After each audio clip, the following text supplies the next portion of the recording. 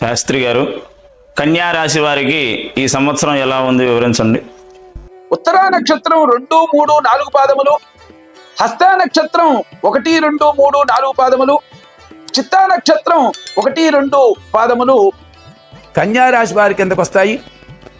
ఆదాయం 14, వ్యయం 2, రాజపూజ్యం 6, అవమానం 6. ఈ రాశి స్త్రీ పురుషాదులకు విద్య కళత్రకారకుడైనటువంటి గురువు 10లోను మరియు శని బలీయుడుగా ఉండటం వల్ల అత్యధికమైనటువంటి ప్రాముఖ్యతతో కూడినటువంటి జీవనాన్ని గడపగలుగుతారు. వివాహాది శుభకార్యాలు జరుగుతాయి.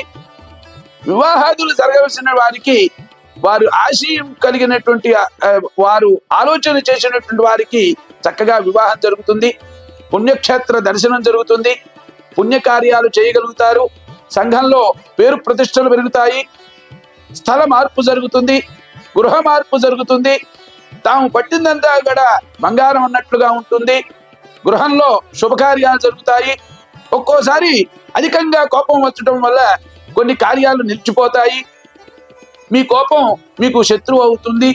కాబట్టి ఈ సంవత్సరం ఈ రాశి స్త్రీ పురుషాదులు శాంతముగా ఉండి కార్యాన్ని చక్కబెట్టుకోవడం చాలా మంచిది. సబ్స్క్రైబ్ చేయండి, లైక్ చేయండి, షేర్ చేయండి.